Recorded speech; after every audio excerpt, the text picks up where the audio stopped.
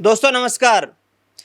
हरियाणा में बीजेपी ने नए प्रदेश अध्यक्ष की जो नियुक्ति की है, इस नियुक्ति के बाद लगातार सवाल हरियाणा की राजनीति में सियासी तौर पर गरमाते जा रहे हैं कि आखिरकार उन दिग्गज राजनेताओं का अब क्या होगा जिन्हें ये उम्मीद थी हाईकमान से कि उन्हें प्रदेश अध्यक्ष की जिम्मेदारी मिल सकती है।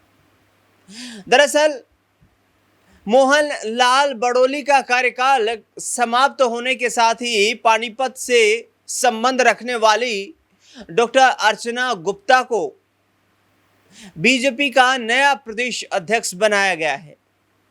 ये दूसरी महिला हैं जो हरियाणा में बीजेपी का नेतृत्व करेंगी। इससे पहले डॉक्टर कमला गुप्ता को भी ये जिम्मेदारी सौंपी जा चुकी है। राजनीति के जानकार और चुनावी विश्लेषक इसे वैश्य वोट बैंक में एक मजबूत कदम के साथ जोड़ते हुए नजर आ रहे हैं। शहरी वोट बैंक में एक मजबूत कदम के साथ जोड़ते हुए नजर आ रहे हैं। जानकारों का मानना है, राजनीतिक विश्लेषकों का मानना है कि ये जो नियुक्ति डॉक्टर अर्चना गुप्ता की गई है, ये शहरी वोट बैंक को बीजेपी के पक्ष में ज्यादा मजबूत करेगी, जो कि भारतीय जनता पार्टी का एक परंपरागत वोट बैंक रहा है और इसी आधार पर यह नियुक्ति की गई है।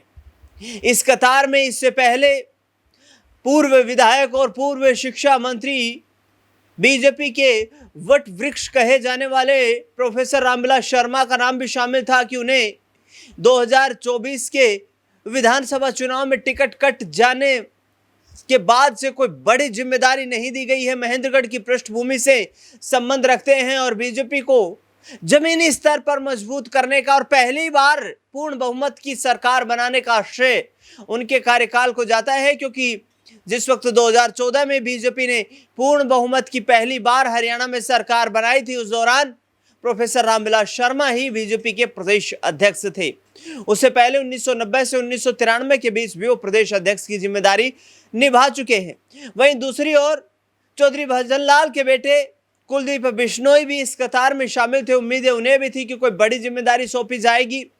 ओम प्रकाश धनखड़ जैसे बड़े नेता जो जाट वोट बैंक का एक बड़ा चेहरा है, उनकी कोशिशें थी, कैप्टन अभिमन्यु की कोशिशें थी, लेकिन किरण चौधरी का नाम भी शामिल था, सुनीता दुग्गल का नाम भी शामिल था कि दलित वोट बैंक को साधने के लिए कहीं ना कहीं उन पर दांव लगाया जा सकता है। लेकिन अर्चना गुप्ता का नाम चुनकर हाईकमान ने एक बार फिर से सबको चौंका दिया। जिस तरीके से 2014 में तमाम बड़ी अटकलों के बाद मनोहर लाल खट्टर के नाम पर मोहर लगाकर बीजेपी हाईकमान ने सबको एक बड़ा झटका दिया था।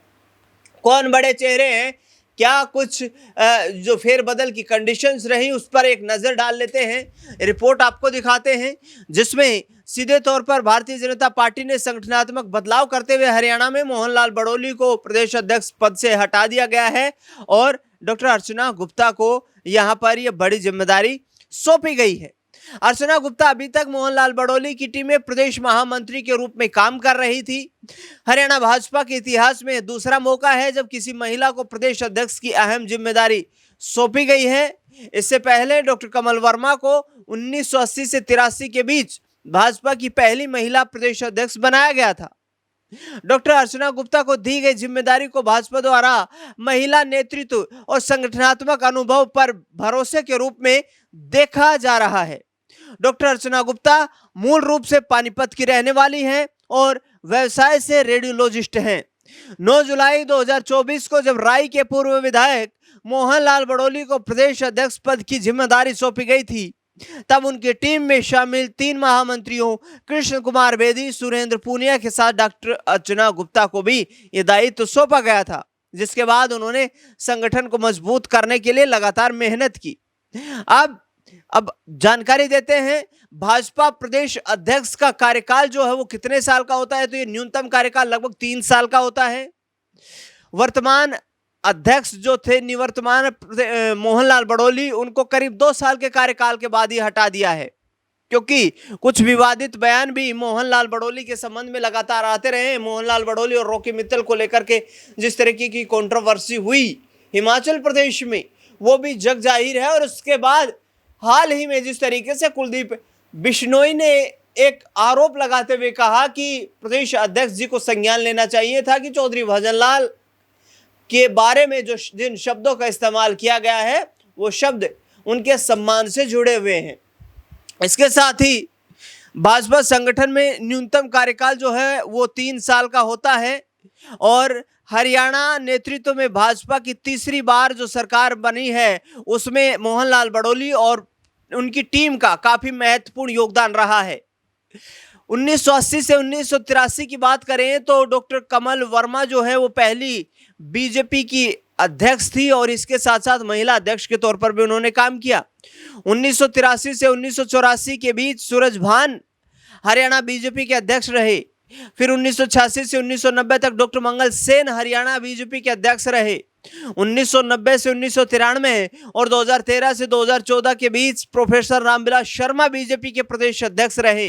रमेश जोशी 1994 से 1998 तक, ओपी ग्रोवर 1998 से 2000 तक, रतनलाल कटारिया 2000 से 2003 तक, प्रोफेसर गणेशी लाल 2003 से 2006 तक, आत्म प्रकाश मनचंदा 2006 से 2009 तक, कृष्णपाल गुर्जर 2009 से 2013 तक, सुभाष बराला 2014 से 2020 तक, ओम प्रकाश धनखड़ 2020 से 2024 तक, मोहनलाल बड़ोली 2024 से 2026 तक बीजेपी के प्रदेश अध्यक्ष रहे।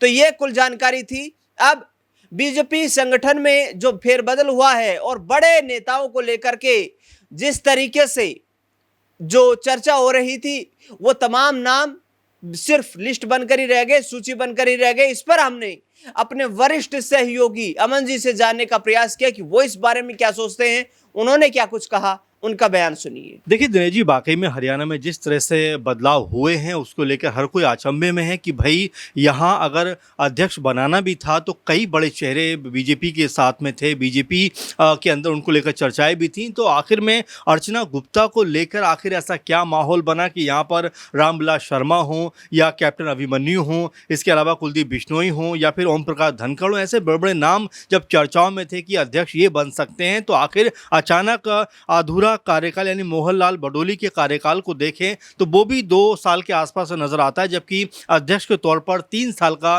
कार्यकाल होता है बीजेपी के अंदर। तो ऐसे में 2 साल के दरमियान उनको हटा देना और यहाँ पर अर्चना गुप्ता जो अभी पॉलिटिकल तौर पर हालांकि काफ़ी समय से काम तो कर रही हैं, पानीपत के अध्यक्ष भी रह चुकी हैं, पानीपत में महिला मोर्चा की भी अध्यक्ष रह चुकी हैं, तमाम तरह से काम किया है, संगठन मंत्री भी रही हैं, लेकिन उसके बावजूद कोई बड़ा नाम हरियाणा की राजनीति में वो नहीं है। तो आखिरकार उनको अध्यक्ष क्यों बनाया गया, ये अपने आप में बड़ा सवाल बनता हुआ दिखाई पड़ता है। और साथ में ये सवाल भी बनता है कि क्या गुटबाजी का आलम हरियाणा बीजेपी में दिखाई पड़ता है, इसीलिए उन्होंने सेफ साइड को देखते हुए यहाँ पर अर्चना गुप्ता को अध्यक्ष बना दिया। चूंकि बीजेपी के अंदर पहले से भी ये देखा गया है कि जब भी ऐसा लगता है कि किसी पद को लेकर गुट बनता हुआ दिखाई पड़ता है, अचानक से नए चेहरे सामने आ जाते हैं। आपने देखा कि बीजेपी अध्यक्ष को लेकर जब बात हो रही थी उस समय कई बड़े चेहरों का नाम सामने आ रहा था, जिसमें मनोहर लाल खट्टर हों, शिवराज सिंह चौहान हों, वसुंधरा राजे हों, इस तरह से तमाम जो चेहरे थे वो लगातार सुर्खियों में बने हुए थे। लेकिन जब नाम फाइनल करने की बारी आई तो नितिन नवीन को अध्यक्ष बना दिया गया। तो ये बीजेपी का चलन रहा है। तो ऐसे में क्या गुटबाजी खत्म करने के लिए और क्या कोई बीच का रास्ता निकालने के लिए अर्चना गुप्ता को अध्यक्ष बनाया गया है। अब जबकि अर्चना गुप्ता अध्यक्ष बन गई हैं तो ऐसे में जो हरियाणा बीजेपी का एक असंतुष्ट जो वर्ग है क्या वो मान पाएगा, क्योंकि ये भी देखने को मिला कि अर्चना गुप्ता को जब पानीपत का अध्यक्ष बनाया गया था तब भी बीजेपी का एक धड़ा उनसे खफा दिखाई पड़ा था। तो क्या वो माहौल अब एक बार फिर बीजेपी में बनता हुआ दिखाई पड़ेगा, क्योंकि हरियाणा में वो दूसरी महिला अध्यक्ष है, इससे पहले एक और महिला अध्यक्ष रह चुकी हैं। तो यहाँ पर अर्चना गुप्ता के लिए काम करना आसान होगा या फिर आपस में मनमुटाव तनातनी का माहौल यहाँ पर बनता हुआ दिखाई पड़ेगा। ये दिलचस्प चीज़ होगी देखने के लिए, क्योंकि जैसा मैंने बताया कि रामविलास शर्मा का नाम हो, कैप्टन अभिमन्यु हो या कुलदीप बिश्नोई हो या फिर ओम प्रकाश धनखड़ हो, उनके नाम जब चर्चाओं में थे तो आखिर इन दिग्गज नेताओं के नाम पर मोहर लगाने के बजाय बीजेपी आला कमान ने अर्चना गुप्ता को क्यों चुना, अपने आप में ये बड़ा सवाल बनता हुआ दिखाई पड़ रहा है।